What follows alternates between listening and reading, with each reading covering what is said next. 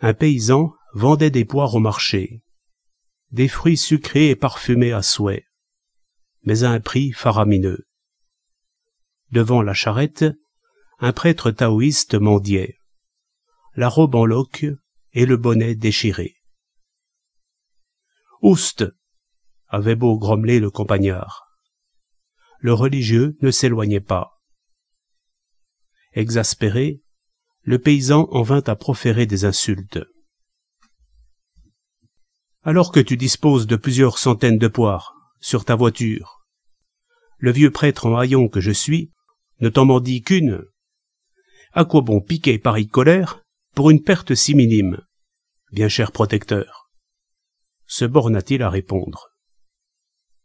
Les témoins de l'algarade engageaient le vendeur à se débarrasser de l'intrus en lui abandonnant l'une des plus mauvaises poires.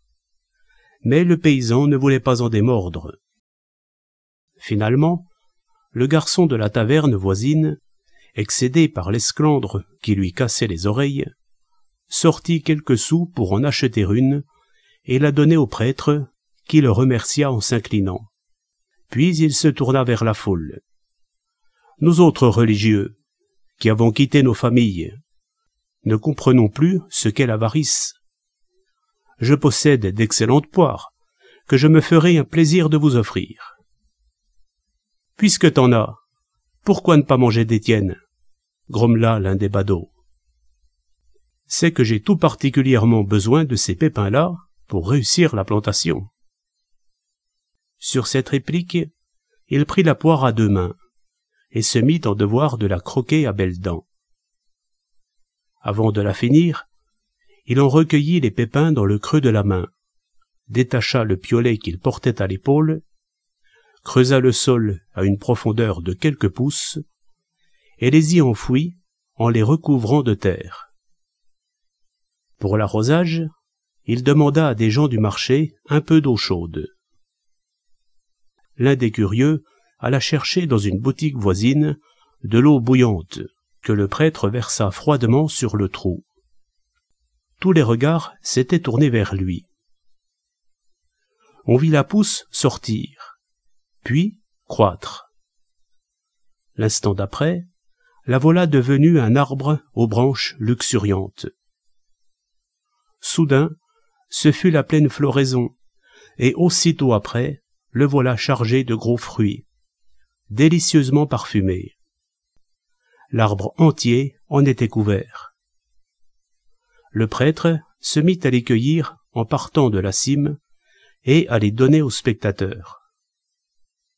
En un clin d'œil, tout fut distribué. Ceci fait, le religieux s'attaqua à l'arbre à coups de piolet. Il lui fallut un bon moment pour l'abattre.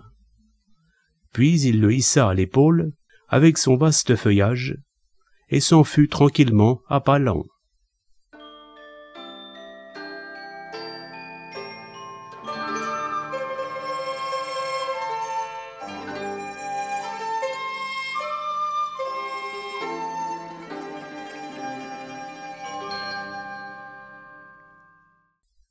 Le paysan s'était mêlé à la foule dès le début des opérations auxquelles avait procédé le prêtre.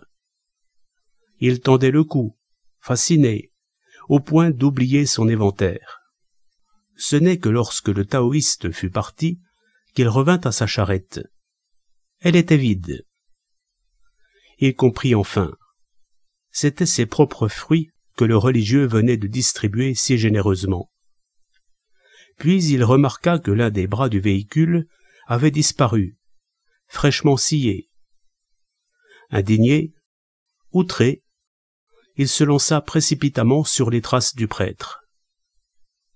Au coin du mur gisait abandonné le timon brisé. Le tronc de l'arbre abattu, c'était donc cela. Quant au taoïste, impossible de savoir où il était passé. Le marché entier en fit des gorges chaudes.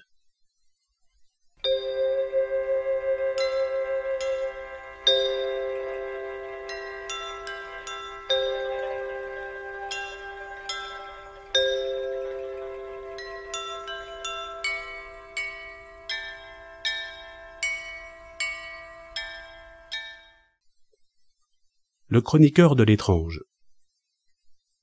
Ce n'est pas sans raison que les gens du marché se gaussent du stupide comportement de cet ahuri.